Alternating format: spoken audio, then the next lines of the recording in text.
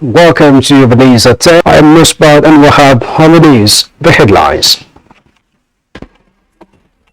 President Buhari flags off APC presidential campaign, rally support for the party's candidate, Bola Ahmed Tinubu.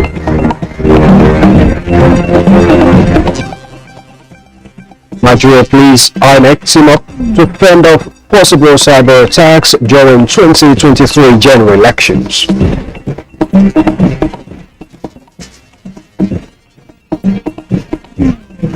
Africa's largest economy, Nigeria, advocates inclusion in G7 climate partnership list.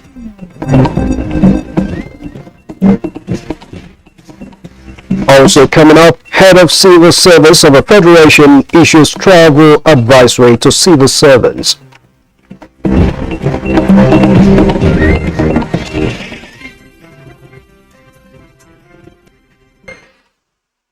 Thanks a lot for staying tuned in to the news, and we'll begin from the political arena as the governing All Progressives Congress APC has launched its presidential campaign with a clear message to Nigeria not to relinquish the nation's destiny to those who cannot perform to expectation.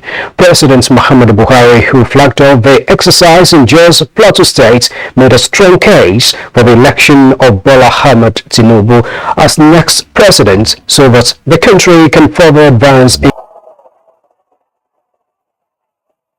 It was a massive demonstration of love, support, solidarity, and acceptability for the governing APC as the Tinubu Shetima presidential campaign team, led by President Muhammadu Buhari, arrives Ruangpang Stadium, Jos Plateau State.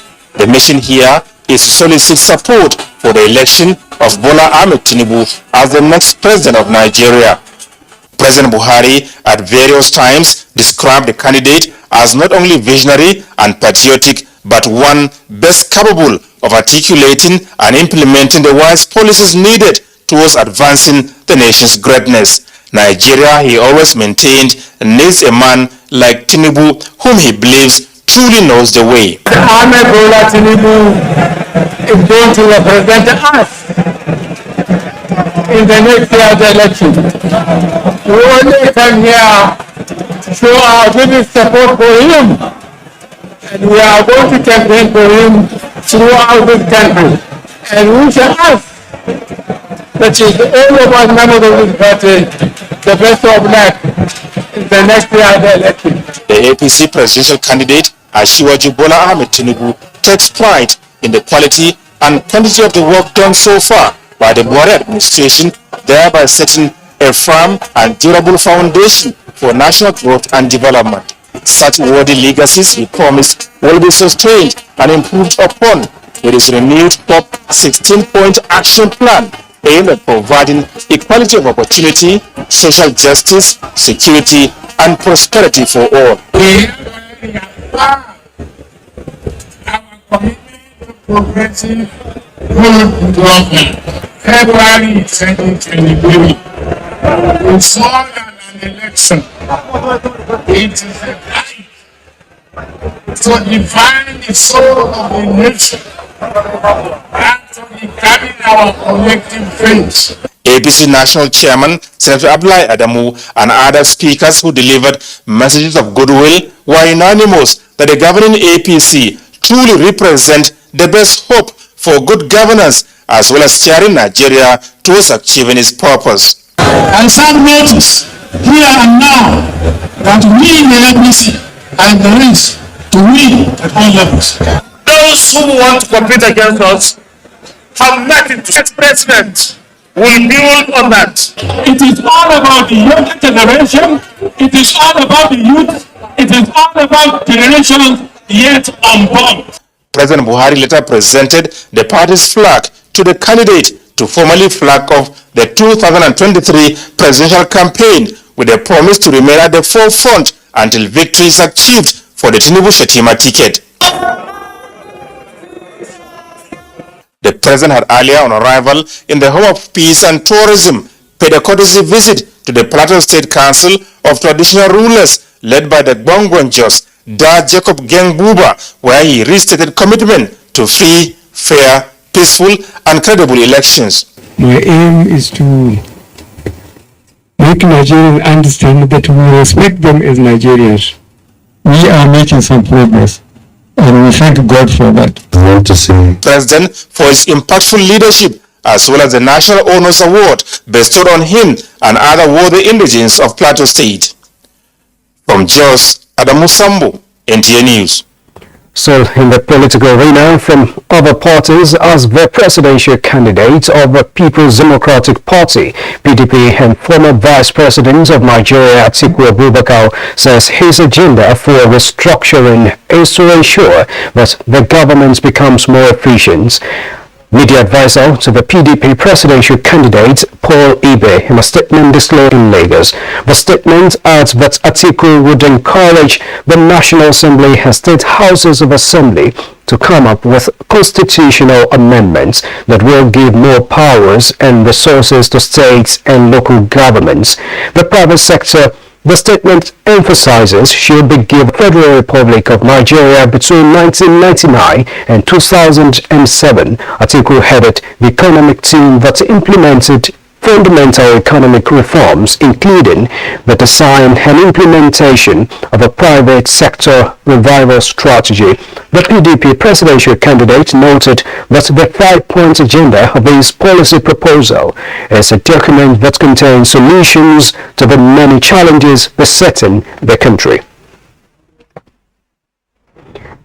Well, it is exactly 100 days today before polling units are open at 8:30 a.m. on Saturday, 25th February 2023 for national elections, that is, Presidential and National Assembly, and 2 weeks later on Saturday, 11th March 2023 for state elections, which will include governorship and state houses of assembly elections. In a statement, he personally signed, chairman of the Independent National Electoral Commission, INEC, Professor Atai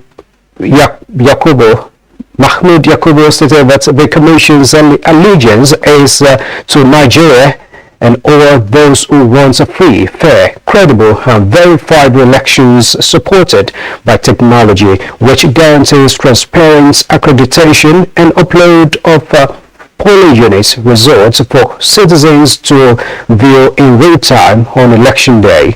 The INEC boss adds that it is for those reasons that the bimodal voter accreditation system, BVAS, and the INEC results viewing portal, IREF, were introduced. Professor Yakubu says while the consultations with key players and the process will continue, there is no going back. The Cyber Crime Unit of the Nigeria Police Force is collaborating with INEC Cyber Unit to ensure adequate monitoring of INEC portals to prevent cyber attacks in the forthcoming 2023 general elections. This is a fallout of a recently concluded Election Security Management Conference for senior officers of the force in Owerri, the Imo State capital. Francis Fong reports. The resolve by the Nigeria Police Force to form a common front in dealing with the activities of cyber criminals is born out from the lessons and experience gathered in the conduct of all-seasons governorship elections in Ekiti and Osun states. And considering the fact that cyber attacks have become major threats to democracy following the introduction of technology in the conduct of elections. For instance, a developed country in Europe was fingered to have attacked the portals of some nations during their general elections, and during the process, the police of Ukraine, they were able to avert this. Now, working in synergy with the cybercrime unit of INEC to prevent cyber attacks during the 2023 general elections is what the cybercrime unit of the force has perfected. We're going to provide, professional assistance to make sure that the INEC server is safe. With the available tools and services that the police have, the director believes the unit will help INEC to deliver the mandates of conducting peaceful, credible and transparent polls. Francis from NTA News. Still on electoral matters, vote for the candidates of your choice. That is the message of President Muhammadu Buhari to the closing of the 28th edition of the Nigerian Economic Summit, laying credence to his commitment for continuous reforms in the public sector. Leah Katun Babatunde reports that the president was represented by his chief of staff, Professor Ibrahim Gambari.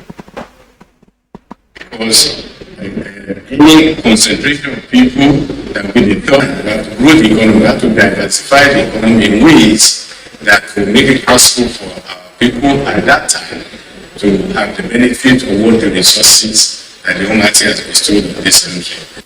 Global population has peaked at 8 million and Nigeria is projected to rank third most populous nation after India and China by the year 2050. Planning for inclusive growth and development is crucial, and for President Muhammadu Buhari, getting the fundamentals right is a priority for his administration.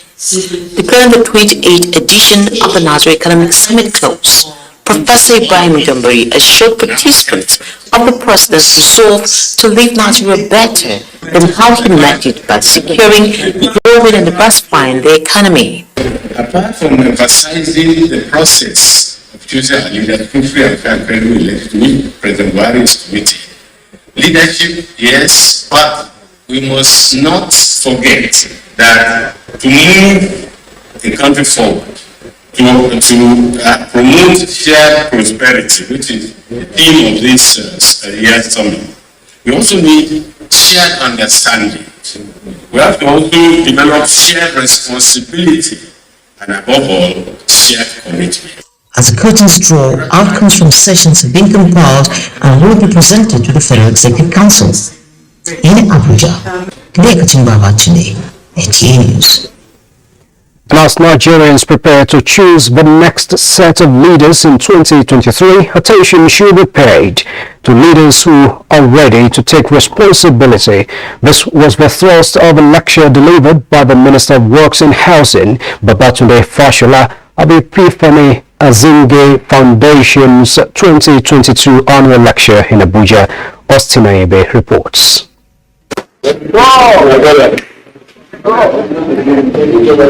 The lecture brought together people from different walks of life with different political ideologies who came to be part of the lecture series which discussed leadership and service to humanity as convened by the President, Commonwealth Secretariat, Arbitration Tribunal, London, Professor Epiphany Azinge. Babatunde Fashola was the guest lecturer who believes that as the population increases, Nigeria needs an innovative leader who can evolve strategies to solve problems as being done by the present government. We will have a most significant, enduring, and impactful conversation about the choices open to us in the forthcoming elections. This conversation will be a most welcome departure from the conversation about personality, about ethnicity, and certainly about religion. It will be a conversation about ideas that have been. Nigerians prepare for transition as apt. Whatever you do, however much you enforce it by force, legacies will stand the test of time. Misrule will never stand the test of time. We need somebody of courage, somebody of vision, somebody of competence and character. We need somebody who will be fearless in taking decisions and vital decisions. That is the kind of person we need. But somebody with a lot of empathy, who will understand the sufferings of Nigerians at this point in time. The kind of leaders we need are leaders who will put the interests of the nation above every other consideration. The lecture was aimed at drawing the attention of leaders to what is expected of them in service to humanity when they are given opportunity to lead. In Abuja, Austin Ayebe, NTA News. State set to receive last tranche of $1.5 billion performance-based grant, says Minister of Finance. Details shortly.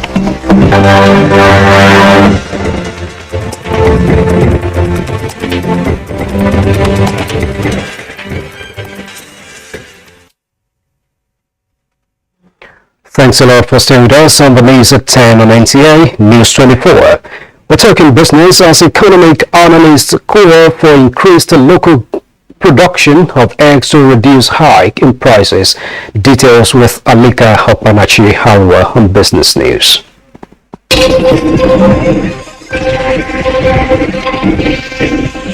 A recent survey around Abuja metropolis shows residents bemoaning the astronomical increase in prices of eggs, with the current price of a crate pegged between 1,800 to 2,500, while prices per egg ranges between 70 naira to 100 naira.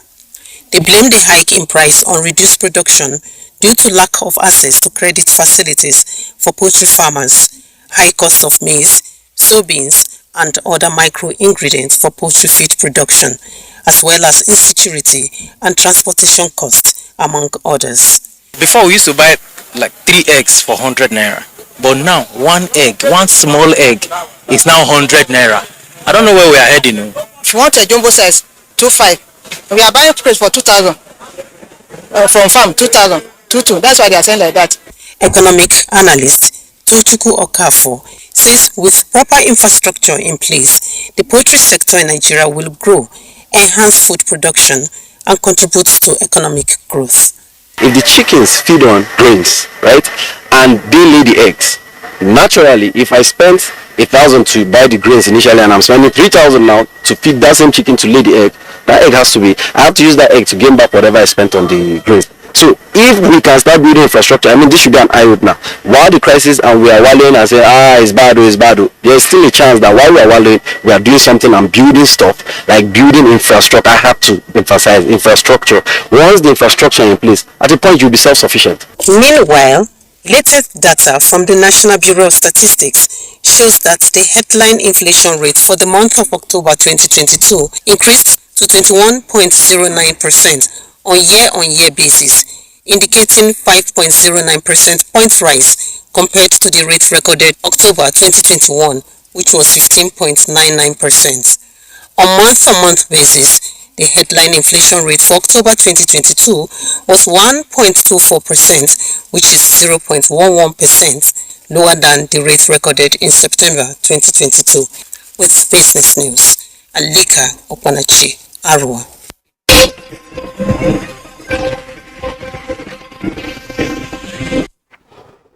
As the State Fiscal Transparency, Accountability and Sustainability Program for Results winds down, states will receive the last tranche of the $1.5 billion performance-based grants in the coming weeks. Minister for Bank for the celebration of the program's achievements and presentation of awards to best performing states.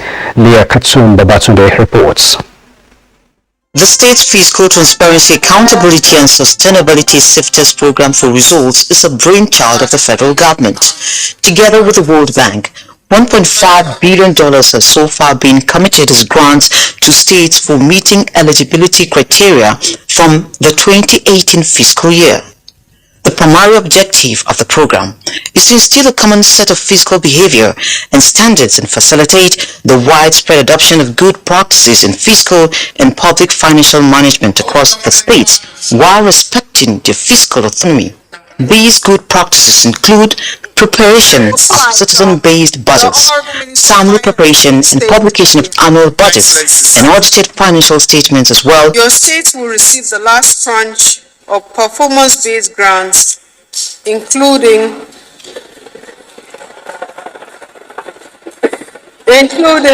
the 1 billion naira withheld by the central bank through naira exchange deficit.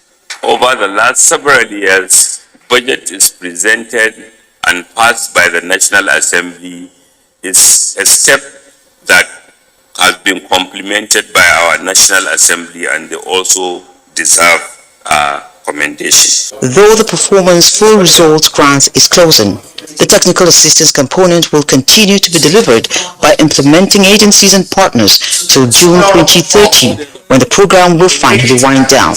Initially, it was a bit slow taking up, but then it has really blossomed to where every state has really embraced this program. As part of the event at the Nigerian Economic Summit, Awards were presented to best performing states in the successive annual performance assessments conducted over the last 3 years of sector's existence, along with the technical partners. In Abuja, Liakatun Babachinde, NTA News.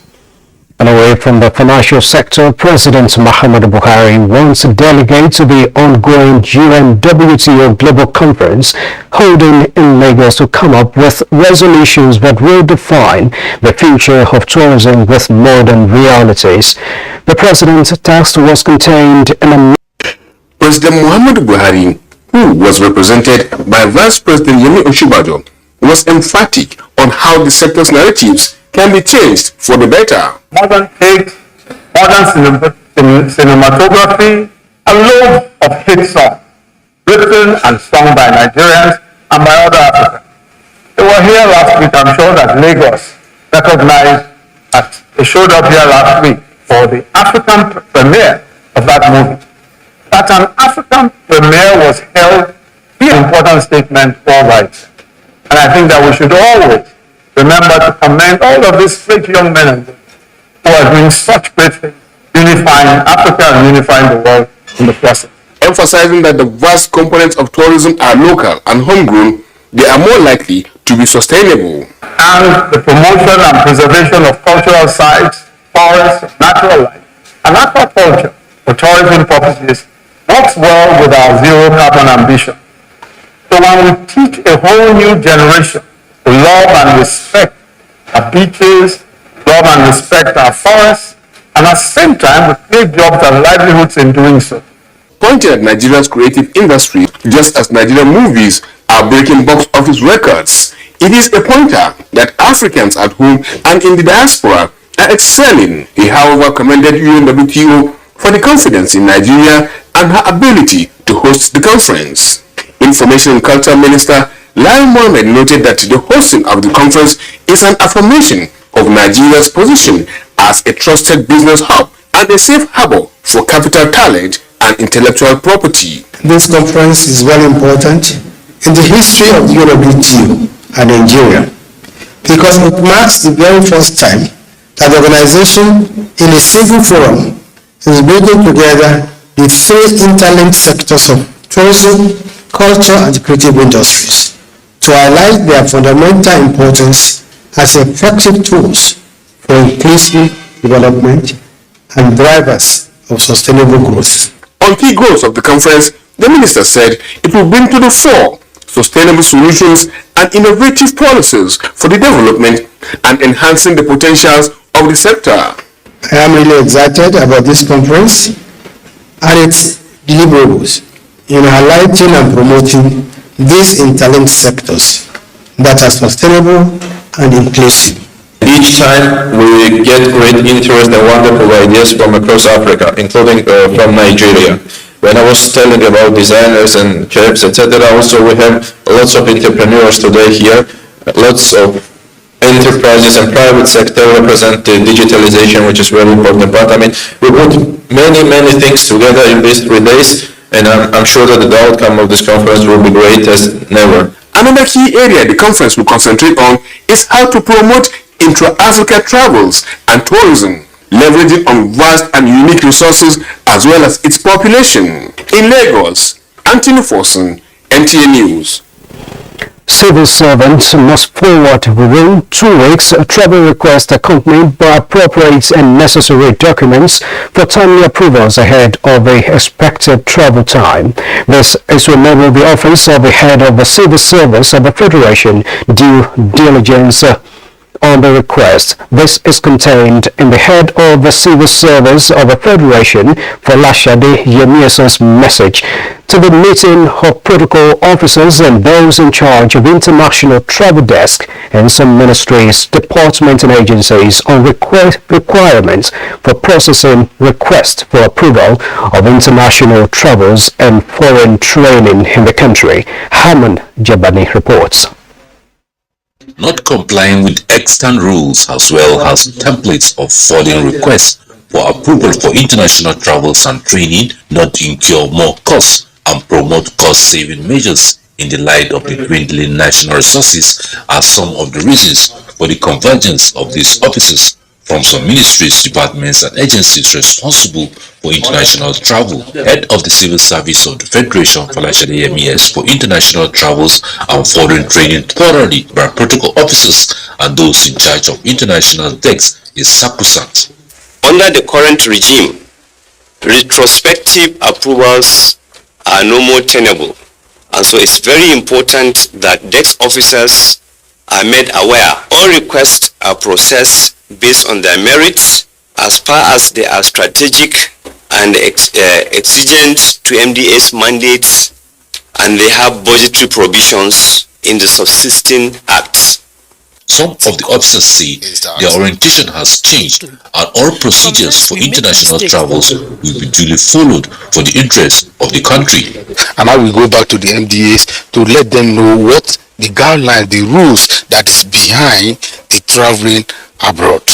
There is a need for good planning. There is need for us to be adequately informed about the travel documents. Budget Office of the Federation, Independent Corrupt Practices and Other Related Offences Commission and other stakeholders say government is determined to save costs in the prevailing economic situation so as to make funds available for other priority projects. Hamad Germany, NTA News.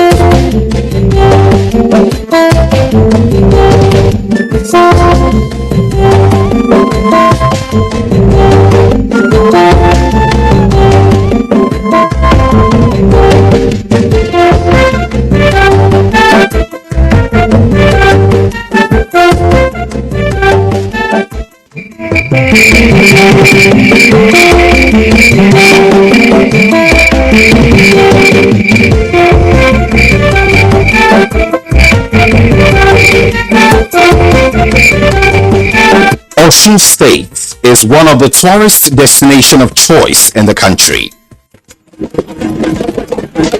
Its enviable position as the cradle of Yoruba civilization, as well as the presence of several natural endowments scattered across the state, testify to this truth. From the palace of the Oni of Ife to the Osun Osogbo Grove, which is now a UNESCO heritage site, to the various galleries of art located within the state, tourists and visitors alike are always assured of interesting time out in any part of the state.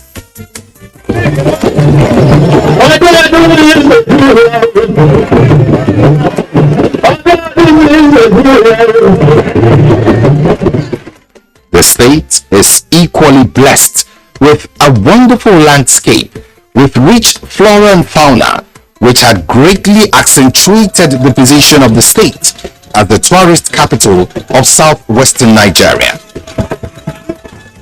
The fantastic Olumere waterfall, one of nature's wonderfuls off the Ilesha-Akure highway. On this gift of nature is situated in Oriade local government area in the northeastern part of the state. The first unique feature that usually welcomes people to the area is the undulating ridges surrounding the entire area. The view offered by the landscape is indeed an appetizer for all tourists visiting the waterfall. For the host community, Olumere is a source of joy and pride any day. A lè sọ pé ó mú àǹfààní wá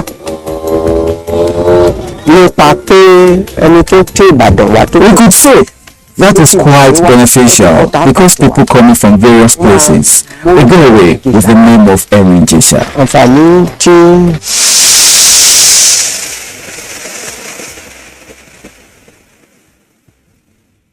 The waterfall, which takes its source from the watershed above it, southwest of the Ekwalaye ridges, was first discovered around 1140 AD by an adventurous party of hunters led by Yeye Akila, who migrated from Ile-Ife.